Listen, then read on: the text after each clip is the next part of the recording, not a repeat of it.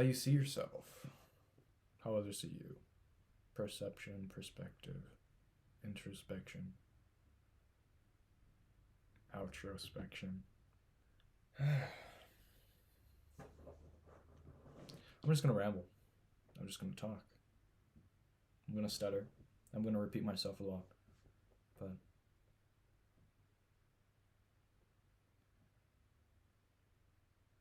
growing up, I was very confident in myself. I was very happy with myself, and I was very steadfast in what I did. Um, I was a somewhat naive, but not really, Christian boy who was well founded in his beliefs and didn't have anyone to oppose him for that. In comparison to now, he was very popular. He had many good friends, many of whom lost, many of whom he lost.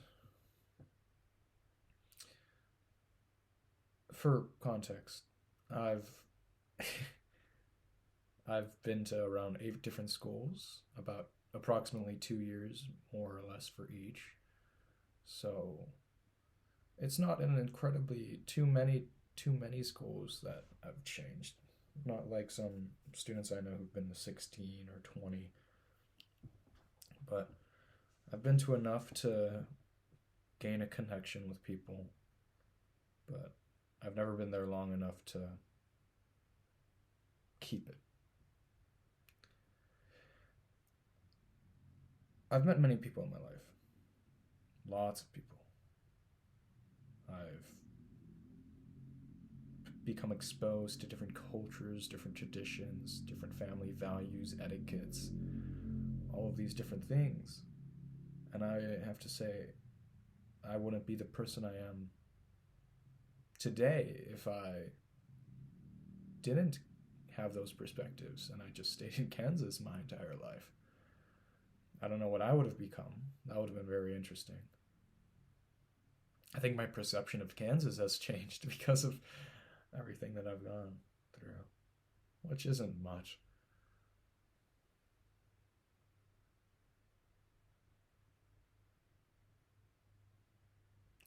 But I was incredibly confident in myself as a kid. Those were the early stages before moving really took a toll on me. Um, Surprised to say, it's different for me because normally you would expect that the more you do something, the more it becomes, the more you get adapted to it. But I remember multiple times. I remember being happy that I was moving when I was moving for the first few times because the way it was explained to me when I was younger, my one of my best friends left me, and that was the first time. His name was Alex. He had a little brother. He was the first person I had a sleepover with. I believe he was Mandarin, Chinese. Actually, no, he was Japanese. And so when he finally left, and I realized he would never be at the end of the apartment hall, I cried to my dad. And the strangest thing is the way he comforted me was, well, look at this way, Nathaniel. Someday you're going to be the one leaving. And someday people are going to be crying because you left. For some wicked, inexplainable reason, that made me feel better. That, I don't know, some way that I was important to people, or that I was happy that I wasn't the only one feeling hurt.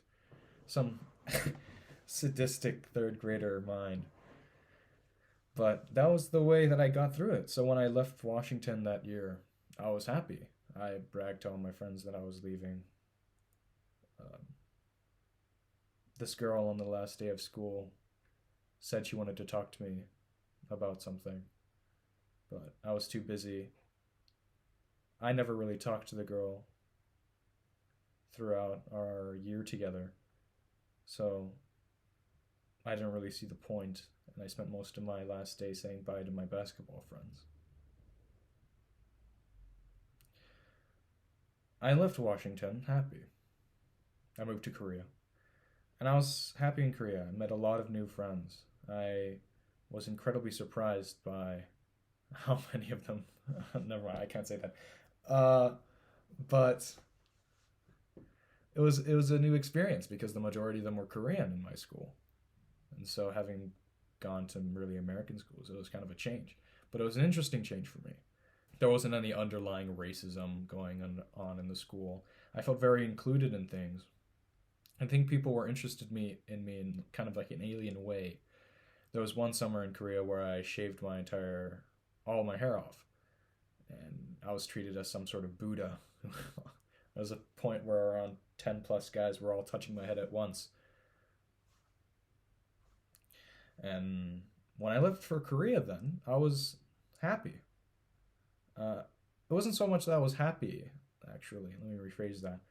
It was more so that it didn't affect me as much. I knew I was leaving. I had friends that I was going to be missing, but it never really clicked for me that I would be leaving friends, good friends.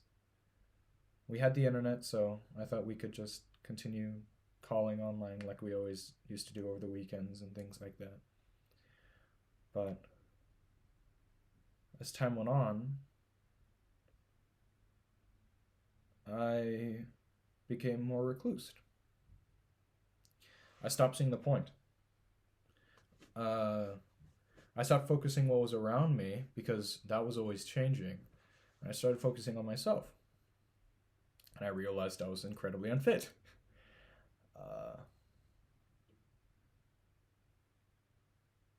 I still am. I was bigger than most students, most kids, and I didn't put myself out there, or I tried not to. It came to the thought process for me that I'm going to be leaving these people no matter what happens. It's thinking in the way that you walk up to someone, you shake their hand, look them in the eye, and know with 100% that you're going to be losing them. And that realization came to me along with other realizations. Death began to weigh on my mind during that time. I began to actually see the implications of things. I remember sleeping in bed one time, or just lying in bed, and counting on my hand the years I had until I wasn't, quote unquote, a child, until I'd graduate, which is this year. I very much didn't want to die, but I very much didn't want to grow up either. I didn't want to lose my friends. I just wanted things to stay the same for a while. I wanted to stop adapting to things. And in that case, when I left the Philippines that time, I was not happy with myself.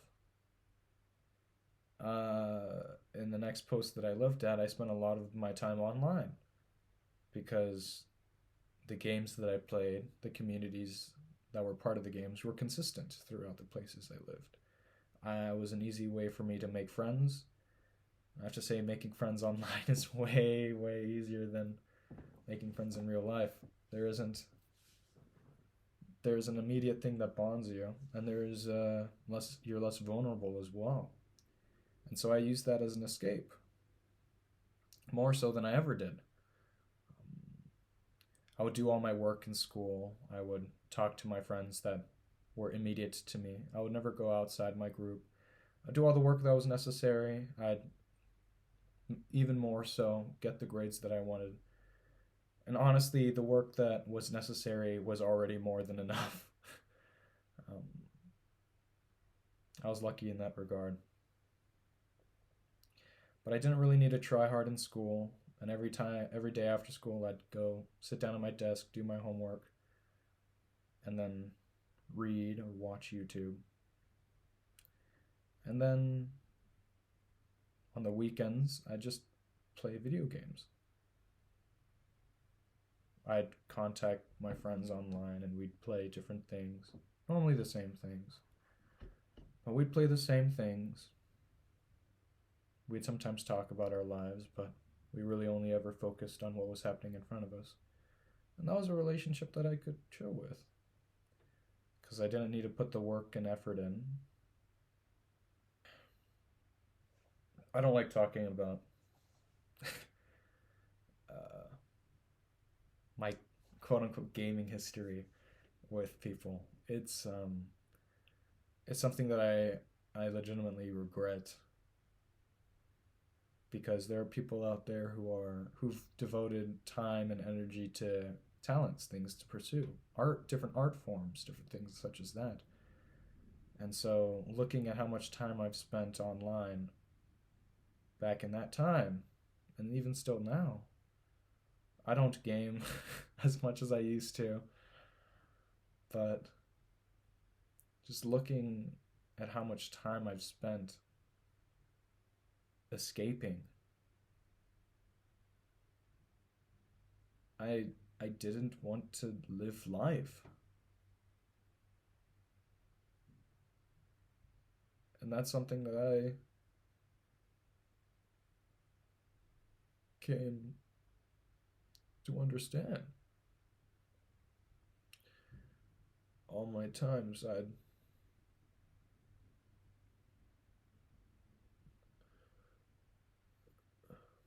I didn't want to experience the hurt of leaving another friend. I didn't want to see another house. I wanted to wake up one morning and know what was in the future.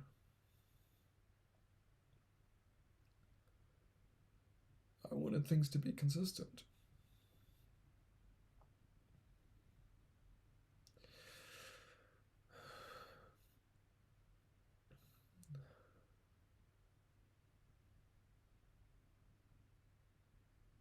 I digress.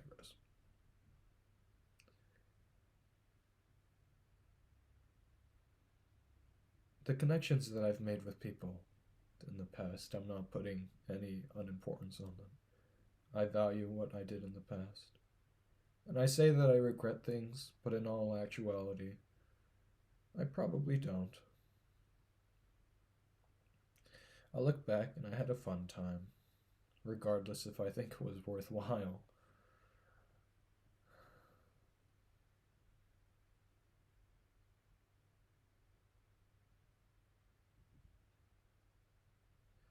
But throughout my entire life,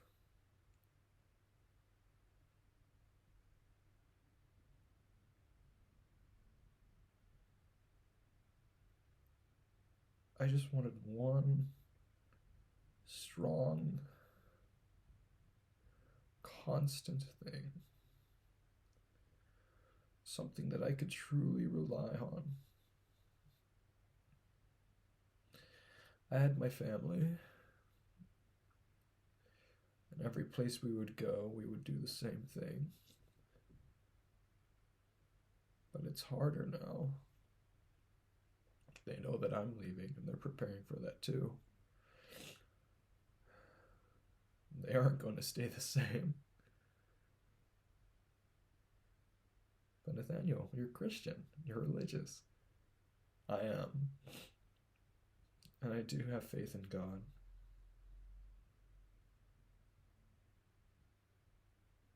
I think religion is what's kept me from going too far.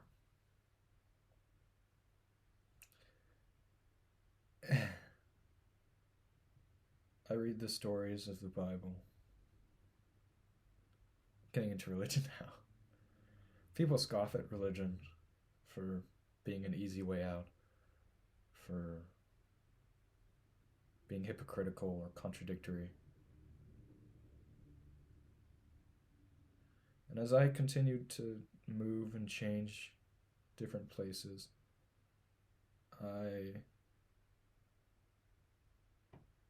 my perception of God has changed as well. And it's boiled down to the decision or the idea that God knows if you're truly good And at the end, that's what truly matters.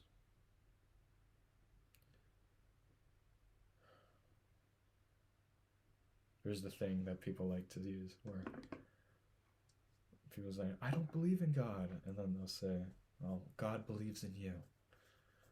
And as as cringeworthy as that may be, I believe that to be true.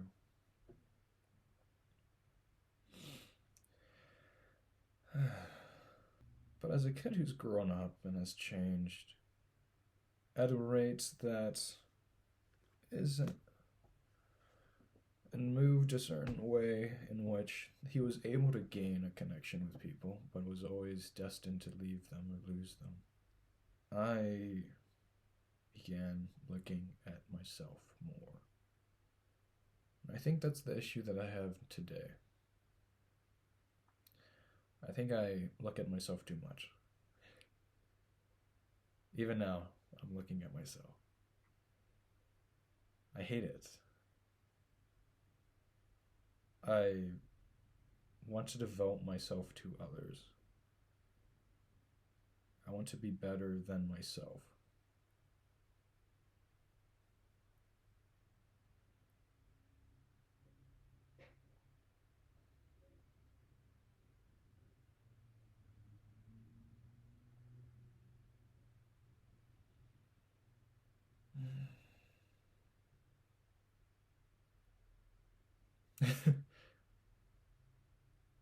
I didn't know I needed that.